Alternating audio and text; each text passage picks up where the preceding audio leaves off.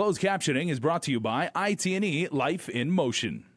KUAM News Headlines is presented by CALVO'S Insurance, a legacy of trust. Serving Micronesia since 1938. Matson Navigation, serving Guam and Micronesia for 20 years. Cars Plus, Dodge Challenger, the undisputed champion. IP&E, fueling excellence. McDonald's of Guam, I'm loving it. And King's Restaurant, located in Tamuning and Dedido. Always open, always local.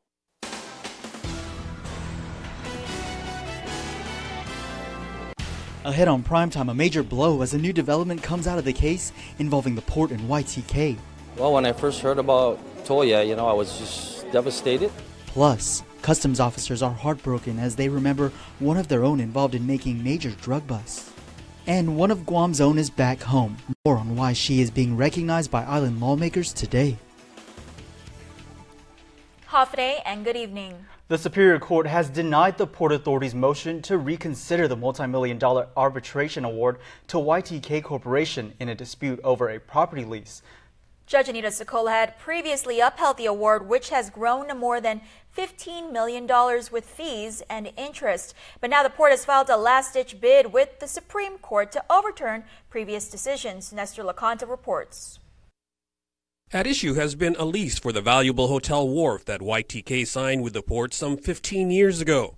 YTK has argued that it has never been able to fully develop the wharf and would later battle the port over the execution and value of the development agreement and lease. The dispute wound up before an arbitration panel, which pegged the value of the lease to be paid to YTK at $14 million. Sokola later confirmed that award and ordered the port to pay up. The port filed a motion to reconsider, but in her June 27 decision, Sokola struck down the arguments, including a key issue. The port contends that the arbitrators exceeded their authority in violation of the legislature's sovereign immunity. It vowed to file an immediate appeal with the Supreme Court if its motion were denied, and Port Attorney Mike Phillips has. But YTK Attorney Genevieve Rapadas, in a previous interview, cast doubt on whether the High Court will even hear the case again. Basically what they're saying is that now that there's an actual award, that sovereign immunity basically precludes Guam YTK from actually collecting or being entitled to any such award. So it's an issue that we believe was fully addressed and argued in the Supreme Court. We don't believe it has any merit. We argued extensively from the language of the Supreme Court, and while the port differs with our arguments, we believe that the issue has already been essentially decided by the Supreme Court. The port has asked for an immediate stay pending its appeal. For Guam's News Network, I'm Nestor Laconto. Thanks, Nestor. Well, the heir to the estate of DHL co-founder, the late Larry Hillbroom, is sentenced to 5 years supervised probation in the Republic of Palau. Court documents filed in the district court in the Northern Mariana Islands state that junior Larry Hillbroom pleaded guilty to escape in the second degree. He was being held in Palau on drug trafficking charges, but escaped from custody last February. He was caught days later in Koror. He was also ordered to serve 60 days in jail in Koror, attend a drug rehabilitation program, and pay restitution and other fines. Both men accused of brutally beating DEP Corps detainee Justin Meno were back in court today. Only one, however, was able to answer to the attempted murder charges. According to attorney Randall Cunliffe, he's been retained by the family of Jeremiah Ishizaki despite being court-appointed to co-defendant Albert Santos II. Ishizaki pleaded not guilty, while Santos is set to return to court next Wednesday alongside his new court-appointed attorney Jay Areola. Their alleged victim, Justin Meno, was also set to appear today to answer to robbery and assault charges, but Meno was a no-show. It was mentioned in court that Meno is still recovering at GMH. Well, the Department of Revenue tax worker who has been fired after she was arrested in 2015 in connection to an apparent driver's license scam has been allowed to go back to work. Linda Palacios had argued her due process rights were violated. A Civil Service Commission judgment and decision issued last month states management failed to meet its burden of proof and voided the adverse action.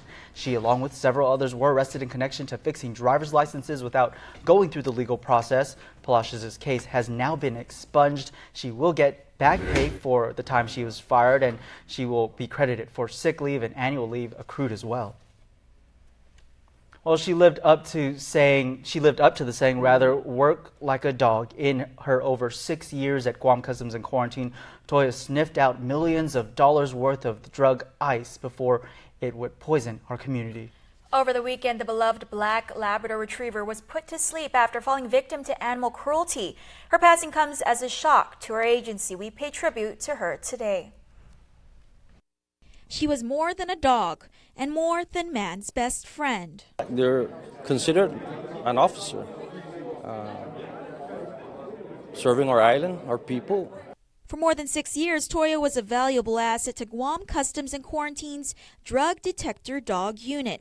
The Black Labrador Retriever is responsible for the seizure of over $6.2 million worth of crystal methamphetamine being smuggled into Guam's borders. She just protected our island. She did her job. You know, it's a Drug Detector Dog Unit. It's just so sad that she's not with us no more. News of her passing is sweeping her brothers and sisters in uniform with sadness, including Lieutenant Gabe Cruz, supervisor for the Drug Detector Dog Unit. When I first heard about Toya, you know, I was just devastated, kind of upset. Toya would have been 12 human years this week had she not been put down over the weekend due to severe injuries, believed to be a result of animal cruelty. You're looking at video from 2012. Toya then showing us what she does best.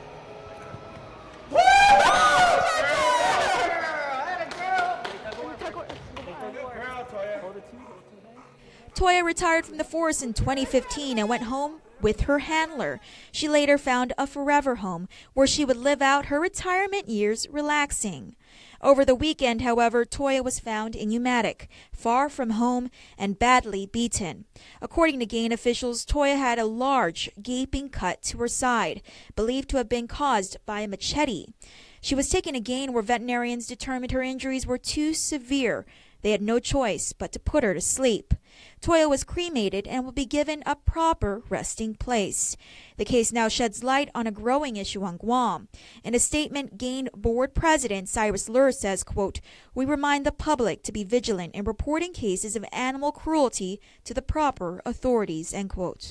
Though the case was reported to police, they confirmed with KUAM the case was suspended and yielded no suspects. She was a really good dog. You know, she work-wise, temperament and all, the dog was really good. Never, you know, not a mean dog at all. She just did her job. As Guam Customs says one goodbye, they also welcome a familiar face to their helm. After nearly 3 decades with the agency, Vincent St. Nicholas Perez is appointed to the position of chief. Perez says he's familiar with the agency's issues and challenges and hopes to network with other agencies to do the best work possible. I want to do right by everybody. I want to make sure that we have the resources and the means to be able to protect the island, protect our resources, protect the people of Guam. A pinning ceremony was held today in front of his family and friends, as well as his brothers in arms. It was another day of passionate discussion on the legislative floor. As Valerie Maige reports, the legislative author of Bill 95 staunchly justified his piece of legislation. The discussion and argument on Bill 95 drove on again today, after the Vice Speaker Therese Terlahi said this on the session floor on Monday. If we allow illegal activity to the person who donates the most money, where will we be? And what kind of policy do we create? And what kind of precedent do we set? In response, Senator Mike St. Nicholas took to the legislative floor this morning, defending his bill, saying that it is a far cry from special interest or quid pro quo. St. Nicholas went down a list referencing dozens of letters in support of the legislation that would modernize electronic signage laws. In May, the Attorney General's office declared electronic sign variances on Guam illegal, leaving businesses who've erected the signs non-compliant. St. Nicholas then called attention to the representatives from the AG's office who were present in meetings with the Guam Land Use Commission, the body who approved the signs, stating the AG's office was fully aware of what was coming and that this should not have been a surprise to them. St. Nicholas asked why allow businesses to go through the entire process only to later reconsider. That dispute between the two agencies should not victimize the parties. The inability of this government to get its act together should not be causing harm to people who are following the established processes of this government. The bill was sent to the voting file. Meanwhile, Senator Frank Uggan Jr. is requesting that his similar legislation is also placed up for public hearing. This would be his second request. Uggan's Bill 116, also related to electronic sign variances, was introduced several weeks ago, but he says has yet to have a public hearing. Uggan sent a letter to the chairman on the Environment and Land, Senator Tom Atta.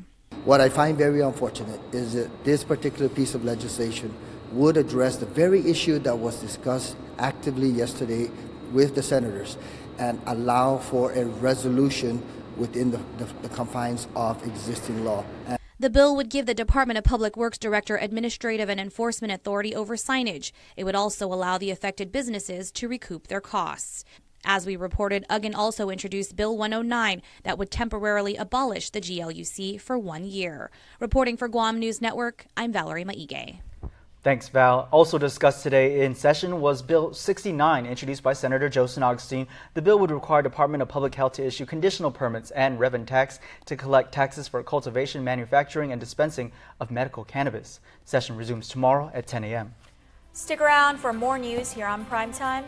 You're watching KUAM. There are more ways to experience KUAM News than any other source on Guam. Download the KUAM News app for your Apple or Android device for 24/7 news, sports, videos, weather, streaming of KUAM radio, and important news alerts. And stay connected at home with Guam's first app for Apple TV. All available now from the App Store.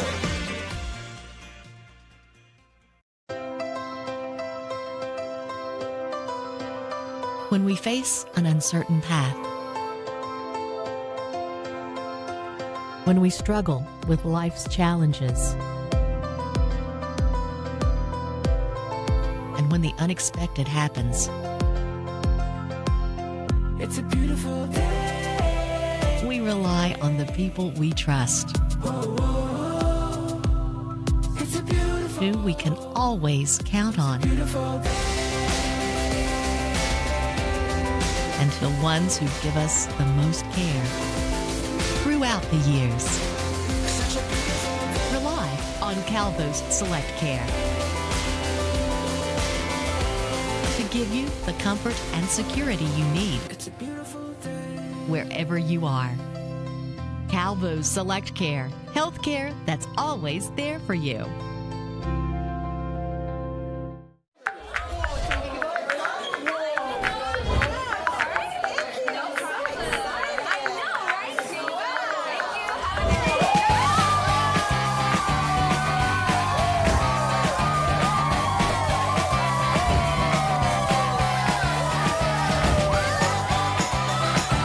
Celebrate more data on the IT&E Family Share Plan. Get the amazing Samsung Galaxy S8 and an S7 for just $198 when you bundle your mobile plans on a share plan.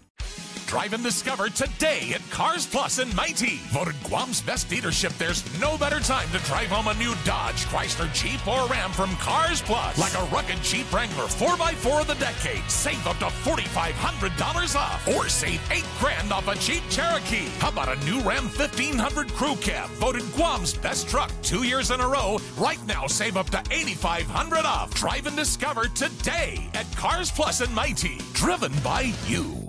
Chuck E. Cheese's Guam is not all fun and games. Our pizza is delicious with the freshest toppings, oven-baked to order. Try the fresh salad bar, sandwiches, and don't forget our mouth-watering wings. Come and eat at Chuck E. Cheese's Guam. The Down Syndrome Association of Guam exists to support families of individuals with Down syndrome.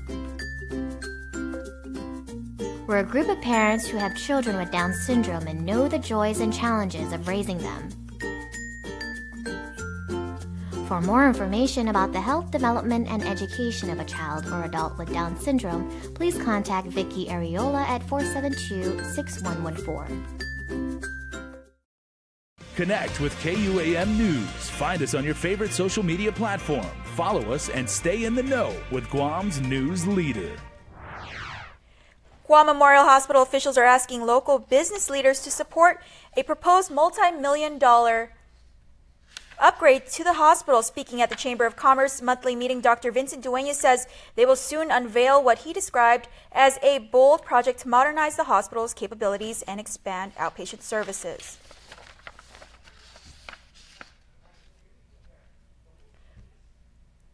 I think Senator Rodriguez and the Governor Calvo really have to kind of go back and rethink the strategy on how to raise money for GMH. American Medical Center owner Dr. Ho Wen said Governor Eddie Calvo's recent proposal to raise taxes and Senator Dennis Rodriguez's proposal to add a 4% fee on insurance premiums won't necessarily help Guam's only public hospital as they're intended.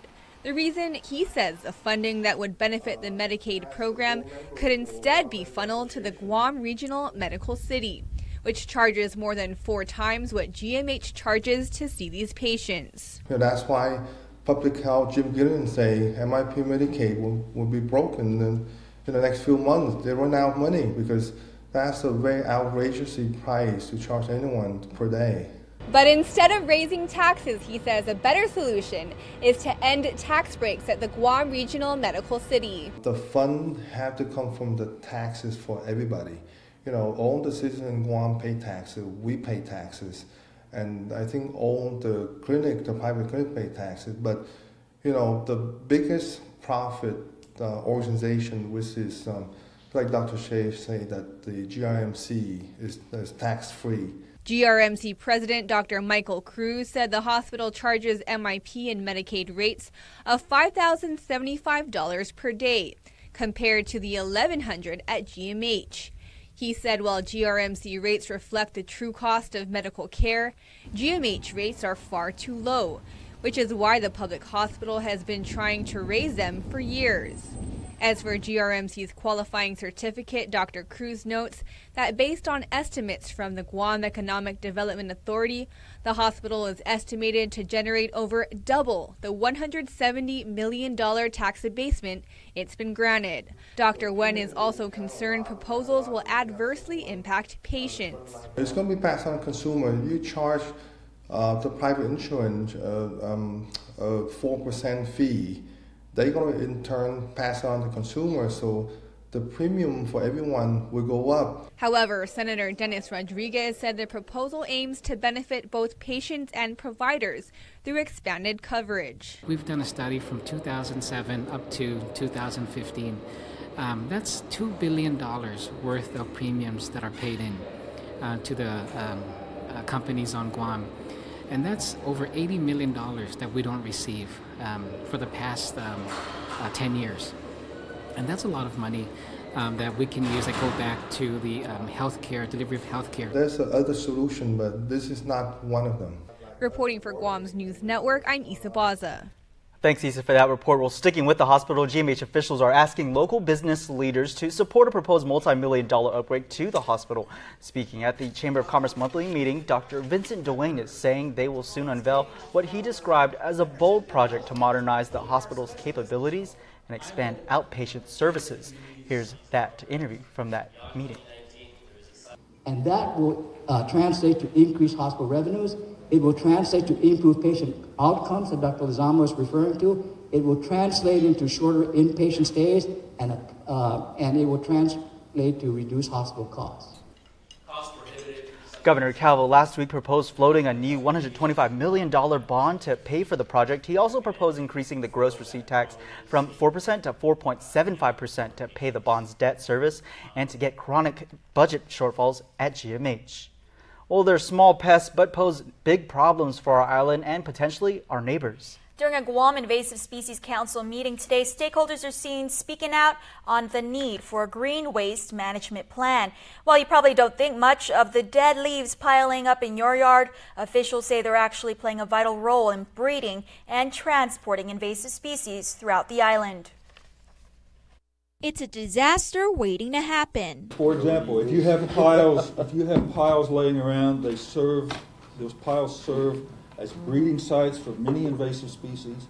They can also be picked up and move invasive species all over the place. At least that's how experts like entomologist Dr. Russell Campbell believe invasive species like the coconut rhinoceros beetle are trekking from one village to another. The problem? There has never been a central entity that anybody in the government or the community could go to and ask, what do we do with green waste? During a Guam Invasive Species Council meeting today, Northern Soil and Water Conservation District Board Director Roland Kittigwa was named chair of the Green Waste Ad Hoc Committee. What we're looking at here with the Green Waste Management Plan is to come up with something holistic that goes across the agencies and also works collaboratively with DOD, so the federal and local. Although not discussed during today's meeting, Department of Agriculture Director Matt Sablon confirms there are some readily available solutions, including an air. He's already forewarning us. A $3.5 million energy grant is being given to Guam, American Samoa, the CNMI, and the U.S. Virgin Islands. U.S. Secretary of Interior Ryan Zink approved the grants going out to each respective territory. Guam will get just more than $1 million for a variety of projects that will create immediate energy efficiencies, reduce high costs of fossil fuel dependencies, and explore other alternatives towards energy self-sufficiency. Here's the breakdown. DPW will get $548,000, $40,000 to the Guam Regional Transit, and $484,000 to GSA. GDOE Superintendent John Fernandez has briefed the Guam Education Board on Bill 134. The measure would put the Guam Economic Development Authority in charge of the procurement for Simon Sanchez High School. Fernandez says if GIDA can secure low-cost financing and speed up the process, he appreciates the help. The only concern, but I don't think it's a major concern because I think we've worked very well together with GIDA and with Mr. Rojas, is ensuring that DOE has a primary role in reviewing and determining the needs and use as an end user. In addition to the long-term fix for the home of the Sharks, summer repairs are gearing up. Fernandez hopes to issue the notice for repairs to proceed at Simon Sanchez and several other schools by the end of July, noting contingency plans are in place to make sure classes begin on time. Well, the Guam War Survivors Memorial Foundation announcing today's sentimental journey to Hats Off Guam's World War II survivors. The show is in honor of War Survivor Remembrance Day and recognizes Guam's war survivors. The foundation brings together a Guam all-star cast with guest performers, the Swinging Blue Stars, to put on a collective of music and sentiments in tonight's show.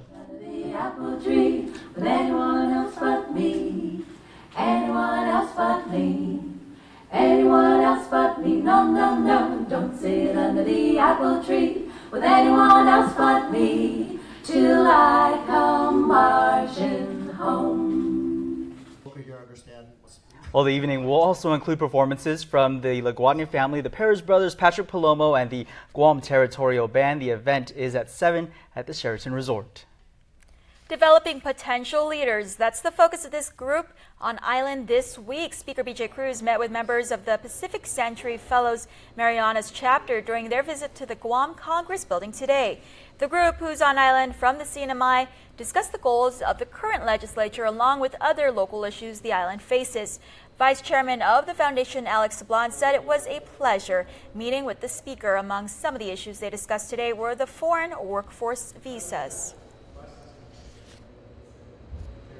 That's a big issue in the CNMI. We do not have a sufficient U.S. populous workforce, and so we need foreign national workforce as well. This is the group's third trip to Guam. A humbling presentation for Guam's own Lieutenant Colonel Esther Agigi. She was joined by family and friends at the Guam Congress building today as lawmakers presented a resolution to recognize her as the first woman from the Guam Army National Guard to graduate from the U.S. War College. One of the things we're taught at the Army War College, the primary focus is the security of our nation and the security of our island, because if we can't live in peace and we can't be secure, then we certainly can't carry on with our lives and live together and continue to enjoy this beautiful island we call home. With that accomplishment, Senator Tilina Nelson also saying she could very well be the first woman to become Adjutant General for the Guam National Guard. Ahead in sports, Double D has hoop and baseball news, but first, here's the weather.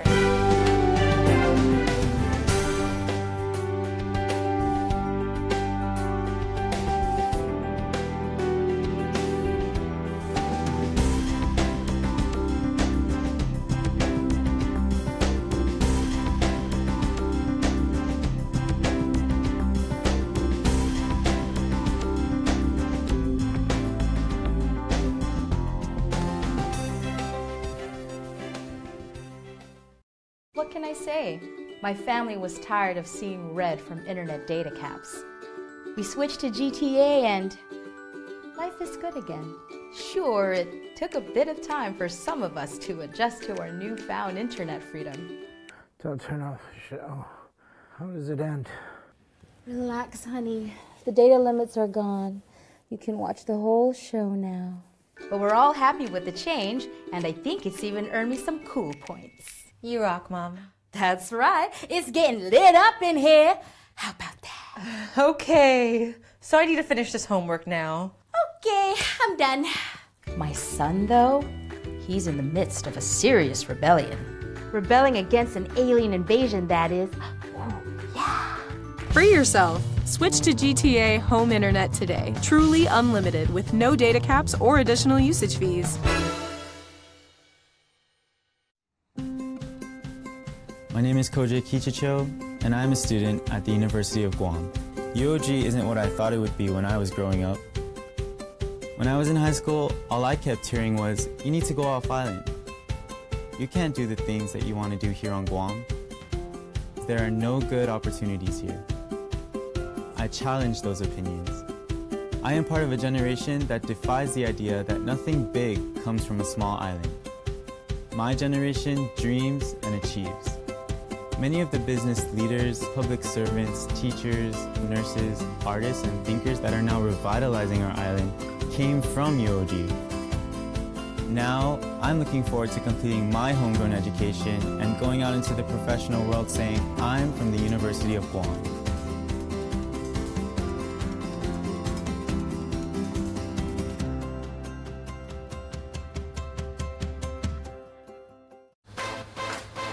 People are talking about the new Buick. With 4 fresh new models to choose from. And what are they saying? Your new Buick is so cute. Love the new Buick. That's a Buick? Sweet Buick. Experience the new Buick. See your Buick dealer and get a $3,000 purchase allowance on select 2017 Buick Encore vehicles in stock. Visit AutoSpot Buick today. KUAM Sports is presented by Triple J.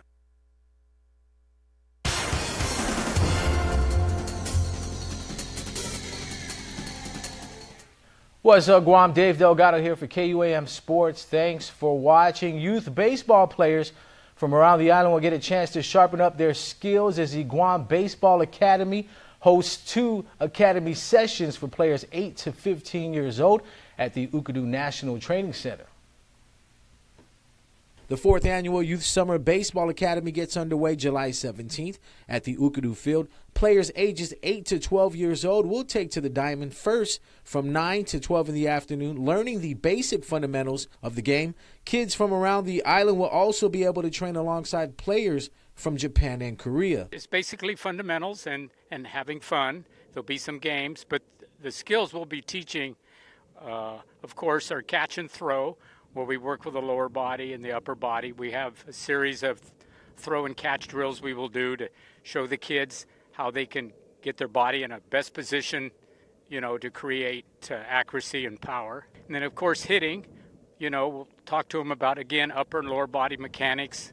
We'll put a ball on a tee and work with them on that, and then we'll do some front toss where the ball's moving at them. Players ages 13 to 15 years old will get to take to the diamond July 24th through the 28th from 9 to 12 in the afternoon. The cost will be $50 per player for each academy session.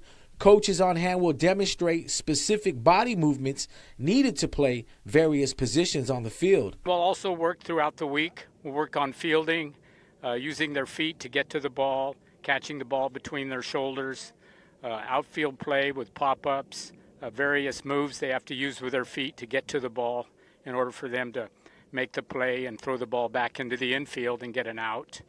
And also another component this year that we're going to be stressing is we have a 20-minute educational program dealing with wellness for the kids. The Guam Baseball Academy continues to help promote healthy lifestyle and the reduction of risk factors of tobacco, alcohol abuse, drug addiction, and obesity. It could be anything from first aid to diet and food to the abuse of alcohol and tobacco on their bodies, the ills and threats of using drugs, and just trying to get them to create a healthy lifestyle, because to be an athlete, your body has got to do what it needs to do on the field. Keeping with baseball, the Guam Amateur Baseball Association and Strike Zone batting cages come together to bring the Summer Wood Bat Baseball League. This year's league has 10 teams competing for the championship title. All games will be played at the Leo Palace Resort with wooden bats to accommodate the island's elite competitive players. The league will run through September and wrap up with a double elimination championship round of games. This will be the Guam Amateur Baseball Association's 7th year running and hosting amateur baseball leagues on Guam. GABA is a nonprofit organization with a focus on developing adult and youth baseball and fast-pitch softball on Guam. For more information, including schedules, scores, and live game updates, visit Facebook at Amateur Baseball Guam. FD alumni basketball from the jungle going old school. Legends of the game, class of 65 meeting up with class of 74. A little modification of the rules. Barbecue with some grub for the fans, players, and family. Some adult beverages as well. All part of fundraising efforts to keep the games going every year. Both sides exchanging buckets. Class of 65 spotted some points before the game started. Held on to the lead at the half, 31-18. Class of 74 chipped away at the lead in the second half and pulled off the come-from-behind win. All right, I want to say good luck to Team Guam's senior Little League team out in Saipan. The boys are going to be taking on the Philippines in the championship game. We got this, Guam. Well, that's going to do it for sports. We're back right after this. It's Nissan's Stay Fit sales event. Fitness is important. You Nissan service pros are like trainers for my car's fitness. Now check out this hard racing deal. Frontier King Cab starts at $146 per pay period, no money down. Frontier King Cab at $146 per pay period, no money down. Your new car fit kit includes free service, free car washes, and your own personal fitness watch. Keeping it fit and clean with free car washes leaves me more time to focus on keeping myself fit. The Stay Fit sales event. Find out more at Nissan Upper Tumon or online at NissanGuam.com. Half a day. We've just increased your data for free so you can enjoy more apps, like this Diddy app.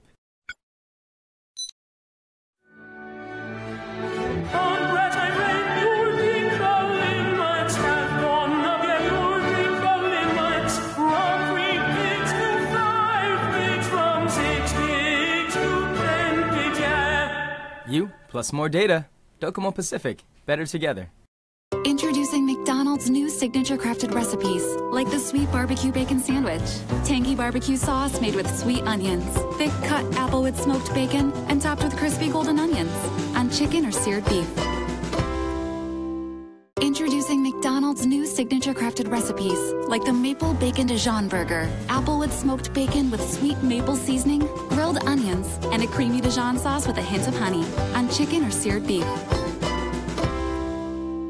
The hot summer savings event is going on now at Triple J. With only 1.9% financing on all new vehicles, now is the time to buy. Plus, receive a free $500 Kmart gift certificate with every purchase. Get unbelievable deals on all remaining 2016s and all new 2017 models. That's right, 1.9% financing on all Hondas, Acuras, Fords, Lincolns, Volvos, Mazdas, and Kias. Plus a free $500 Kmart gift certificate. Get pre-approved instantly at TripleJGuam.com. Triple J says yes. Trade-ins welcome. Some conditions apply. See dealer for details. Triple J, customers first.